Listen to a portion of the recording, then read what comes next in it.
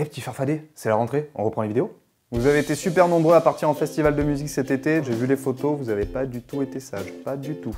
D'ailleurs, petite parenthèse, je voulais vraiment remercier tous les gens qui m'ont rejoint sur YouTube et sur Facebook cet été, ça fait vraiment plaisir. Continuez de liker et de partager mes vidéos, vous êtes vraiment au top. En général, quand t'arrives en festival, t'as déjà payé ton billet, le transport, le camping. Et ouais, à la banque, t'as déjà dépassé ton découvert autorisé, je comprends. T'as fait les courses pour une semaine à coup de Kinder Bueno, sneakers. Mais le truc que t'as surtout pas oublié, c'est de dévaliser le rayon tease de ton supermarché. Bien évidemment, tu peux te contenter de boire tout cet alcool en mode apéro au camping, tranquillou bilou. Sauf qu'une fois rentré dans le festival, ça te fait bien mal au cul de boire une pinte de bière à 9 €. Déjà que t'as cassé ton PEL pour venir, là c'est ton livret jaune qui passe. Du coup, comme vous, je me suis demandé... En faisant quelques recherches sur internet et en m'appuyant sur mon expérience personnelle, je vais vous expliquer comment... Et c'est là que je me suis rendu compte à quel point l'être humain pouvait faire preuve d'imagination pour niquer le système. Le fruit défendu. Première technique que vous avez sûrement déjà vue, injecter de l'alcool dans un fruit. Habile. La jackpot. Bon alors celle-là c'est la plus répandue dans les festivals, tu pourras pas dire que tu l'as jamais vue. Tu remplaces la compote de fruits de ton enfance par l'alcool de la débauche de ton adolescence. Malin. La chips poulet rôtise.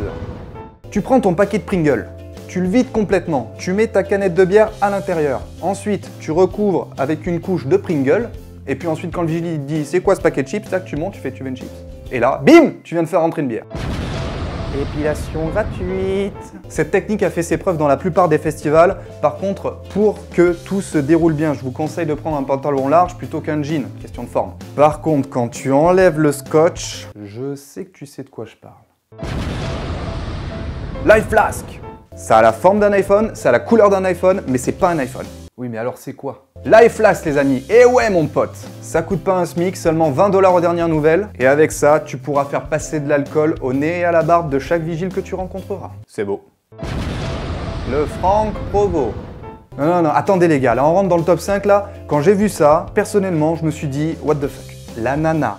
Elle a caché une bouteille dans ses cheveux. La vérité, moi jusqu'à maintenant, je pensais qu'il y avait que les rastas qui pouvaient cacher des trucs dans leur dread.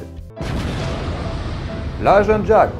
Top 4, là on commence à monter dans le level de la dissimulation les gars. La personne a découpé dans un agenda un trou de la forme d'une flasque afin d'y insérer une flasque. Bravo l'artiste.